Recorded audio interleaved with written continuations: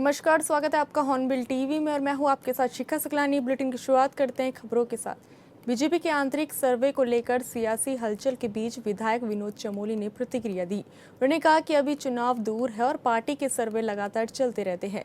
अलग अलग एजेंसियां अलग अलग तरीकों से सर्वे करती है, जिनका अपना टारगेट एरिया और कार्यशैली होती है। ऐसे में अलग अलग तस्वीरें सामने आना स्वाभाविक है।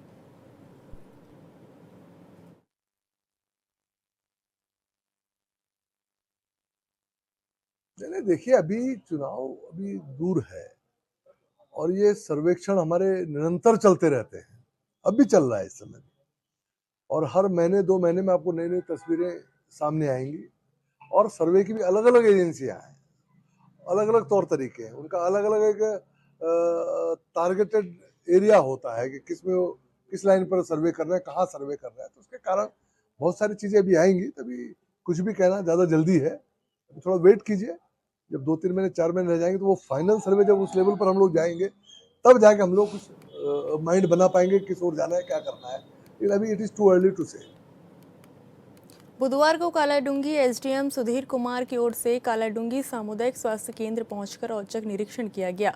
वहीं ड्यूटी रजिस्टर में कई कर्मचारियों के हस्ताक्षर न पाए जाने पर नाराजगी जताई और स्पष्टीकरण मांगा। इसके अलावा सफाई व्यवस्था को लेकर भी एसडीएम नाराज दिखाई दिए। उन्होंने कहा कि सफाई व्यवस्था से बिल्कुल भी समझौता न करे। इस दौरान चिकित्सा प्रभारी से एसडीएम ने लेखा जोखा मांगते हुए कहा कि जो पद रिक्त हैं उनकी जानकारी उनको तुरंत दी जाए, जिससे सरकार से वार्ता कर उन पदों पर तैनाती कराई जा सके। उसके बाद एसडीएम ने बिजली विभाग और कालाडूंगी आदर्श प्राइमरी प्राथमिक विद्यालय का भी निरीक्षण किया। पूरे डिस्ट्रिक्ट में सभी एसडीएम्स को निर्देश प्राप्त हुए थे कि प्राइमरी पाठशाला, आंगनवाड़ी, सामुदायिक स्वास्थ्य केंद्र और विद्युत वितरण केंद्रों में उनका निरीक्षण किया जाना है। औचक निरीक्षण किए जाने की हमें निर्देश प्राप्त हुए थे। उन्हीं निर्देशों के क्रम में आज प्राइमरी पाठशाला कालाडूंगी, आंगनवाड़ी केंद्र वार्ड नंबर 6 कालाडूंगी और सामुदायिक स्वास्थ्य केंद्र कालाडूंगी तथा विद्युत वितरण केंद्र कालाडूंगी का औचक निरीक्षण किया गया, जिसमें प्राइमरी पाठशाला कालाडूंगी में व्यवस्थाएं ठीक पाई। सभी शिक्षक वहां पे उपस्थित थे।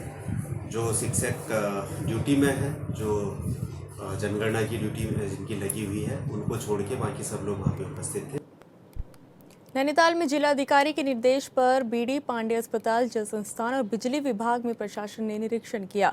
बायोमेडिकल वेस्ट, ओपीडी, दवाइयों के वितरण समेत बिजली विभाग की लोक भोग शिकायत पंजिका का निरीक्षण किया गया।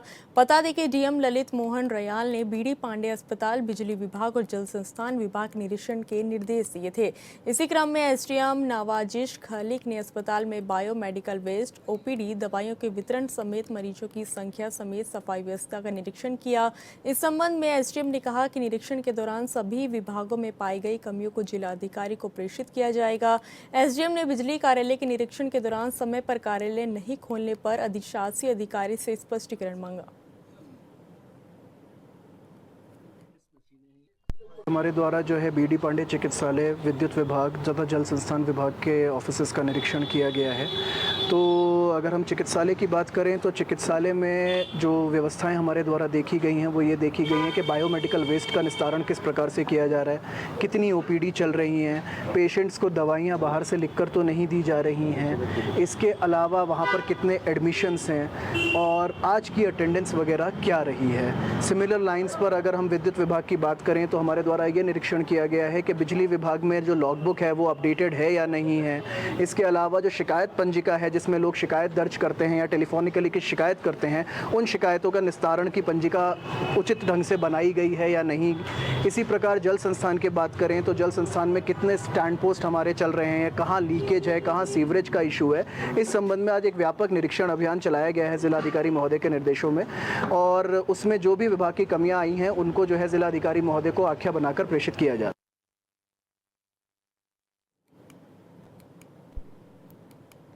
हरिद्वार में चारधाम यात्रा और आगामी कांवड़ यात्रा को सुचारू रूप से संचालित करने के लिए जिला प्रशासन लगातार एक्शन मोड में नजर आ रहा है। जिलाधिकारी मयूर दीक्षित के निर्देशन में भीमकोड़ा और खड़खड़ी क्षेत्रों में दूसरे दिन भी अतिक्रमण हटाओ अभियान चलाया गया, जिसमें 150 से ज्यादा अतिक्रमण हटाए गए। इस दौरान घरेलू गैस सिलेंडरों के व्यावसायिक उपयोग पर कार्रवाई करते हुए 5 सिलेंडर जब्त किए गए, जबकि गंदगी फैलाने पर 10 व्यापक प्रतिष्ठानों के चालान भी काटे गए।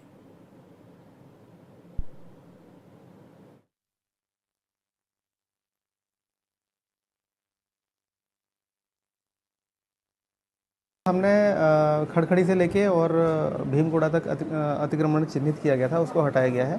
और जो आगामी हमारा कुंभ मेला है और जो कांवड़ यात्रा होने वाली है, उसको लेकर जिलाधिकारी महोदय ने बड़े स्पष्ट डायरेक्शंस हम लोगों को दिए हुए हैं कि जहाँ भी ट्रैफिक का फ्लो बाधित होता है और सड़कों पर अतिक्रमण किया गया है, उसको अभियान चलाकर हटाया जाना है। इसी के क्रम में ये कार्रवाई की गई थी। अभी तक जो हमने कार्रवाई की है, इसमें ऐसा कोई भी व्यक्ति या ऐसी कोई घटना नहीं हुई है कि किसी ने बहुत विरोध किया हो। हम लोगों ने पहले व्यापार मंडल और जो स्थानीय जनप्रतिनिधि हैं उनको उनसे वार्तालाप करके और इस तरह से ही ये कार्य किया है, तो किसी तरह का कोई विरोध सामने नहीं आया। कालाडूंगी में अंबेडकर एकता फाउंडेशन ने होमगार्ड भर्ती प्रक्रिया में अनुसूचित जाति के लिए आरक्षण न होने पर आपत्ति जताई। फाउंडेशन के सदस्यों ने इस संबंध में उत्तराखंड के राज्यपाल के नाम एक ज्ञापन कालाडूंगी तहसीलदार को सौंपा। उन्होंने कहा कि राज्य में 920 पदों पर भर्ती चल रही है, लेकिन 3 जिलों को छोड़कर अन्य जिलों में अनुसूचित जाति के लिए एक भी पद आरक्षित नहीं रखा गया है। फाउंडेशन ने सरकार से जल्द संशोधन कर आरक्षण सुनिश्चित करने की मांग की है।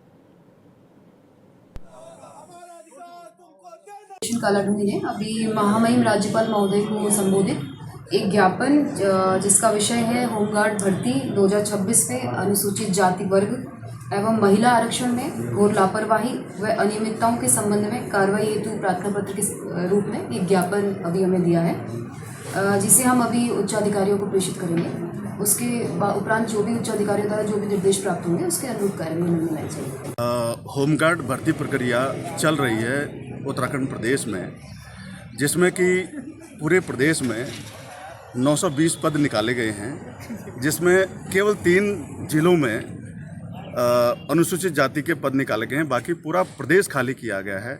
अनुसूचित जाति के जो पद हैं वो 0 कर दिए गए हैं। लगभग जो 13 जिले हैं, 13 के 13 जिलों में से ये पद जो है अनुसूचित जाति के जो है 0 कर दिए गए हैं, जिसमें आज हमने एसडीएम साहब को यहाँ पर ज्ञापन देने के लिए क्षेत्र के जितने भी हमारे जो युवा बेरोजगार हैं जो भर्ती होना चाहते हैं, सुबह 4 बजे उठ के दौड़ लगाते हैं, है ना, पूरी मेहनत कर रहे हैं, और आज धामी सरकार ने उसके लिए उनको वंचित कर दिया है। इसके संदर्भ में हम लोग यहाँ पर ज्ञापन देने के लिए आए हैं, और हमारी ये मांग है कि इस भर्ती प्रक्रिया को या तो निरस्त किया जाए, पुनः इसको संशोधित करके लागू किया जाए, और अगर ऐसा नहीं होता है तो अनुसूचित जाति समाज के लोग उग्र आंदोलन के लिए बात। चारधाम यात्रा के दौरान बाहरी राज्यों के वाहनों के लिए 6 महीने का ग्रीन कार्ड जारी किए जाने के फैसले पर स्थानीय वाहन संचालकों में भारी नाराजगी देखने को मिली। उनका आरोप है कि ये फैसला पहले हुई बैठकों में किए गए वादों के खिलाफ है और इससे स्थानीय लोगों के रोजगार पर सीधा असर पड़ रहा है। वाहन संचालकों का कहना है कि यात्रा प्रबंधन के साथ पिछले 6 महीनों से लगातार बैठकों का दौर चल रहा था, जिसमें आश्वासन दिया गया था कि स्थानीय हितों के साथ कोई अन्याय नहीं होगा। पहले ग्रीन कार्ड की अवधि 15 दिन तय करने की बात कही गई थी, लेकिन अब इसे बढ़ाकर 6 महीने कर दिया गया, जिसे वे अनुचित मान रहे। स्थानीय संचालकों ने ये भी आरोप लगाए कि बाहरी राज्यों के वाहन संचालक ऋषिकेश में अपने लिए अलग काउंटर खोलने की मांग कर रहे हैं। उनका कहना है कि अगर बाहरी वाहनों को यहाँ काउंटर की सुविधा दी जाती है तो इससे स्थानीय चालकों का रोजगार प्रभावित होगा। हमारा ये था कि जब यात्रा से पहले हमारी आरटीओ ऑफिस ऋषिकेश में एक मीटिंग हुई थी, उसमें देहरादून के बड़े बड़े अधिकारी आए थे। मैंने उसमें एक बात रखी थी कि जो बाहर के वाहन आते हैं उनको आप उतने ही दिन का ग्रीन कार्ड दें जितने दिन की उनकी यात्रा होती है, और जिस धाम की यात्रा होती है, एक धाम की यात्रा 3 दिन की है तो 3 दिन का कार्ड दिया जाए। अगर यात्रा जो है 4 धाम की है तो उसमें 10 दिन का टाइम लगता है, आप ज़्यादा से ज़्यादा 15 दिन का दें।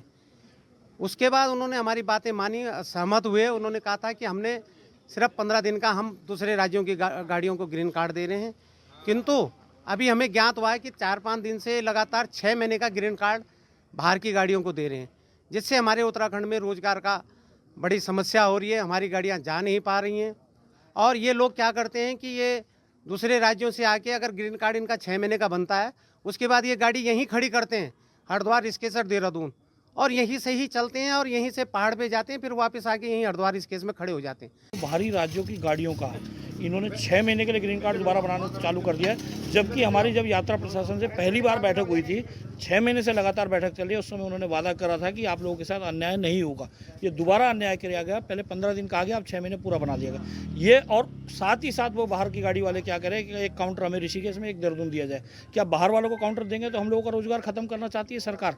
सरकार बाहर वालों की है या हमारे उत्तराखंड वालों की है? उत्तराखंड में लोगों ने सही शहादत दी है, उनका रोजगार खत्म नहीं करना चाहिए। ये बाहर की गाड़ियाँ यहाँ के खाली बन के चल रही हैं, खाली गाड़ियों का बिल्कुल ग्रीन कार्ड नहीं बनना चाहिए। वो यहीं से बन रहे हैं और यहीं खड़े हो जा रहे हैं। इनका ग्रीन कार्ड बिल्कुल, बाहरी राज्यों का ग्रीन कार्ड यहाँ पे खाली गाड़ी का बिल्कुल विरोध है हमारा, और 15 दिन से ज़्यादा ग्रीन कार्ड बनना नहीं चाहिए। जितने दिन का ट्रिप है उतना ही बने। अगर मांगे पूरी नहीं होती, मांगे पूरी नहीं हुई तो इसके लिए पहले हम परिवहन मंत्री जी से टाइम ले रहे हैं। अपनी मांगों पर अगर नहीं होता है तो हम सारी संस्थाएं मिलकर अपनी गाड़ियों की चाबियां आरटीओ ऑफिस में जमा कर देंगे, उसका ये यात्रा अपने आप चला ले। टीवी में बढ़ते अगली खबर की ओर। केदारनाथ धाम यात्रा 2026 सुचारू रूप से संचालित हो रही है। यात्रा के दौरान श्रद्धालुओं की सुविधा, सुरक्षा और सुगमता सुनिश्चित करने के लिए राज्य सरकार और जिला प्रशासन की ओर से किए गए व्यापक प्रबंधों की तीर्थयात्रियों की ओर से सराहना की जा रही है। यात्रा मार्ग से लेकर धाम परिसर तक पेयजल, स्वच्छता, चिकित्सा, सुरक्षा और दर्शन व्यवस्था को सुव्यवस्थित रूप से संचालित किया जा रहा है, जिसमें श्रद्धालुओं की यात्रा अनुभव सुखद और संतोषजनक बना रहे हैं। श्रद्धालुओं ने कहा कि पैदल मार्ग से यात्रा करने के दौरान उन्हें हर आवश्यक सुविधा सुलभ रूप से उपलब्ध हुई है। मार्ग पर पेयजल, खाद्य सामग्री, स्वच्छ शौचालय और साफ सफाई की बेहतर व्यवस्था की गई है।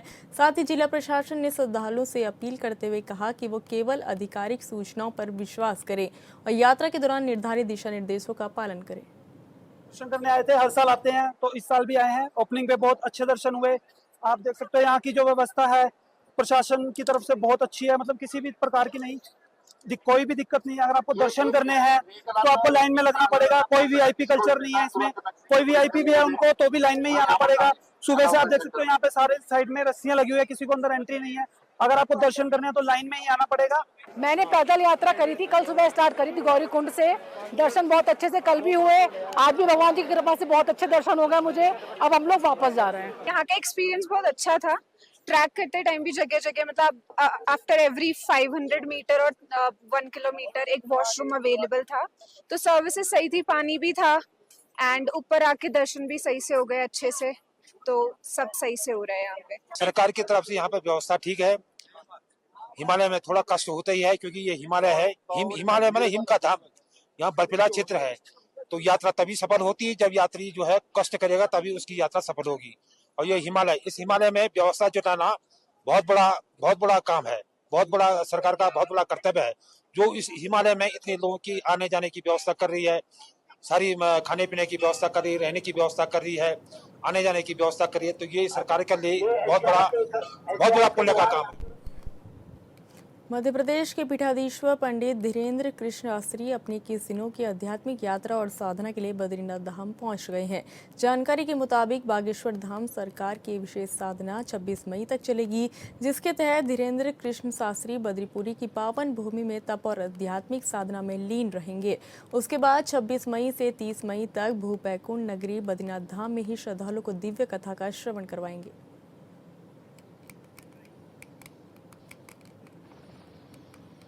चंपावत के सल्ली क्षेत्र से नाबालिग के साथ कथित सामूहिक दुष्कर्म का गंभीर मामला सामने आया है, जहां पीड़िता के पिता की तहरीर पर पुलिस ने क्षेत्र के ही 3 नामजद युवकों के खिलाफ मुकदमा दर्ज कर जांच शुरू कर दी है।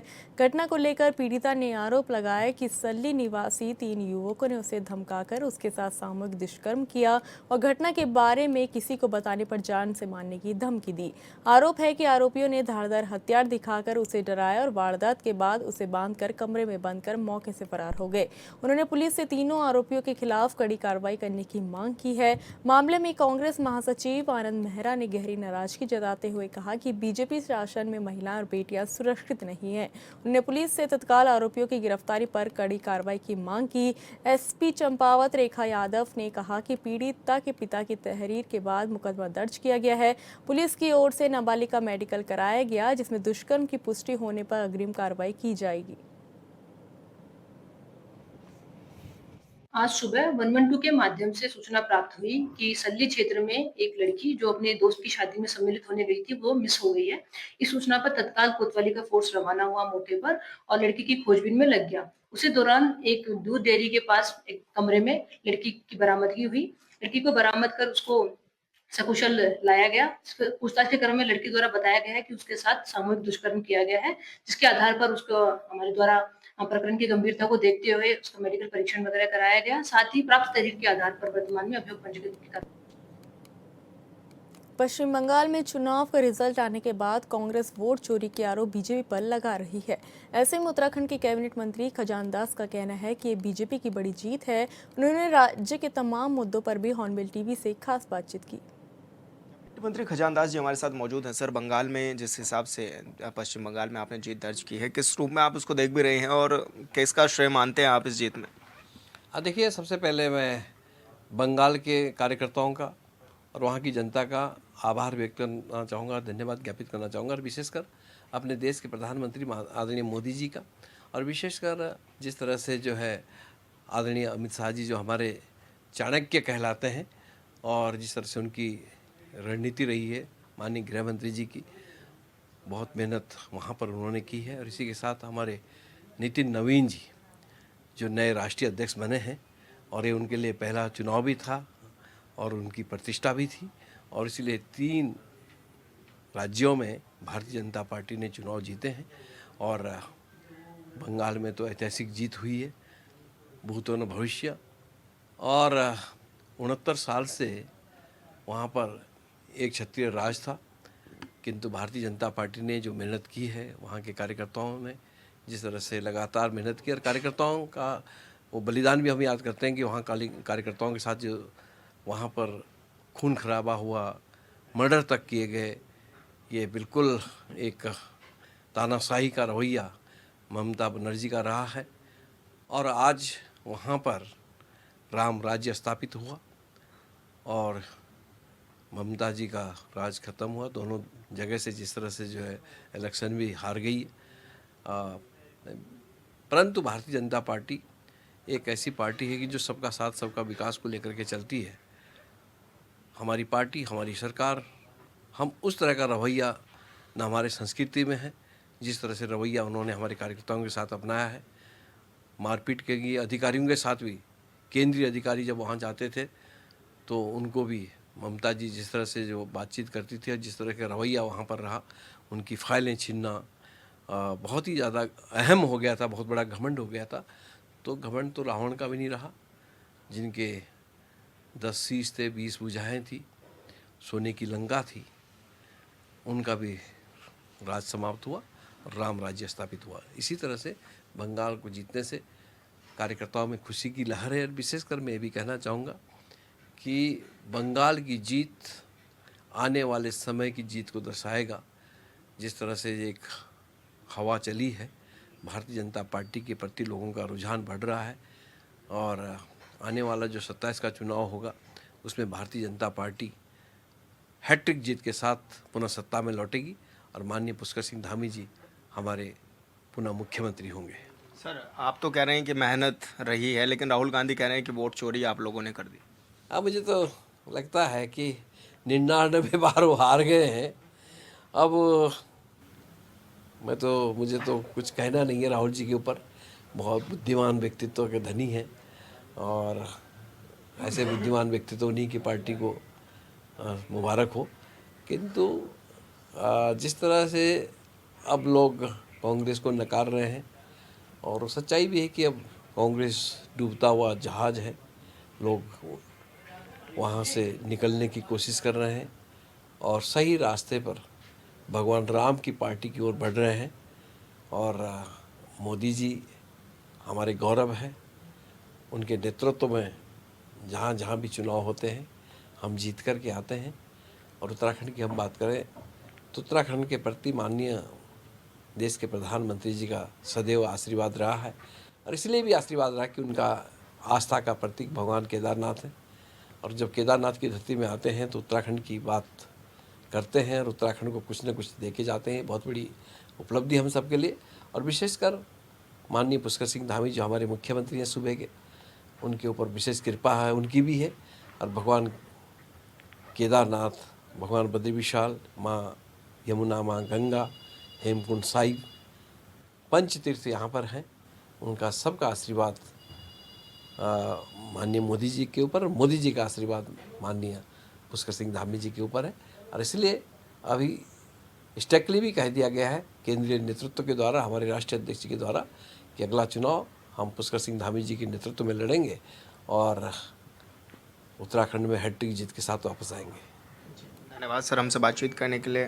कैबिनेट मंत्री खजान दास जी हमारे साथ थे, जो कि तमाम विषयों पर हमारे साथ बातचीत कर रहे थे। ऑन बिल टीवी के लिए देहरादून से विशाल गर्ग। खबर द्वाराहाट से है, जहां भारी बारिश से फसल बर्बाद होने पर ग्राम भतोरा की महिलाओं ने मुख्यमंत्री पुष्कर सिंह धामी से मदद की गुहार लगाई है। महिलाओं ने कहा कि पूरे क्षेत्र में गेहूं की फसल पूरी तरह नष्ट हो गई, खेतों में पड़ा गेहूं सड़ रहा है और मड़ाई किए गए गेहूं में अंकुर निकलने लगे हैं। उन्होंने 6 महीने तक रात भर जाकर फसल की रखवाली की, लेकिन मौसम ने सारी मेहनत बर्बाद कर दी। ग्रामीणों ने मांग की है कि सरकार क्षेत्र को अतिवृष्टि आपदा प्रभावित घोषित कर किसानों को आर्थिक सहायता दे।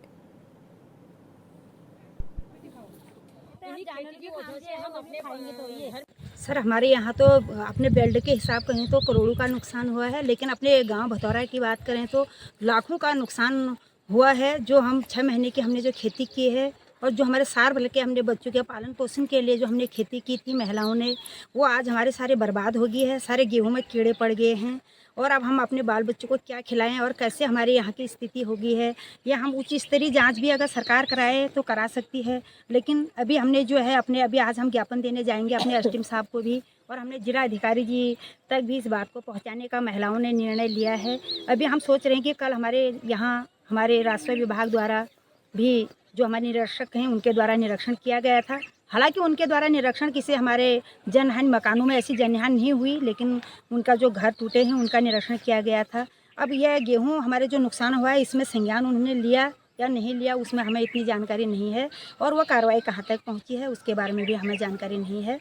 हम चाहते हैं कि सरकार हमें मुआवजा दे, चाहे हमारे जिला अधिकारी जी अपने बीओकाधीन कोष से हमें मुआवजा दे या हमारे मुख्यमंत्री जी अपने बीओकाधीन कोष से हमें मुआवजा दे, और हम मुआवजा सभी महिलाएं मुआवजा नैनीताल में पर्यटन सीजन और वीकेंड की भारी भीड़ को देखते हुए पुलिस महानिरीक्षक रिद्धिम अग्रवाल ने डीआईजी कार्यालय में प्रेस कॉन्फ्रेंस की, जिसमें उन्होंने कहा कि बीते साल कैची धाम में बढ़ती श्रद्धालु की संख्या को नियंत्रित करने के लिए सीसीटीवी कैमरे और पब्लिक एड्रेस सिस्टम लगवाए गए, जो सफल रहा। उन्होंने कहा कि पर्यटन सीजन के दौरान इस बार नैनीताल शहर की यातायात व्यवस्था पर नजर रखने के लिए हाईटेक कंट्रोल रूम स्थापित किया जाएगा, जहाँ से सीसीटीवी के माध्यम से मॉनिटरिंग की जा सकेगी।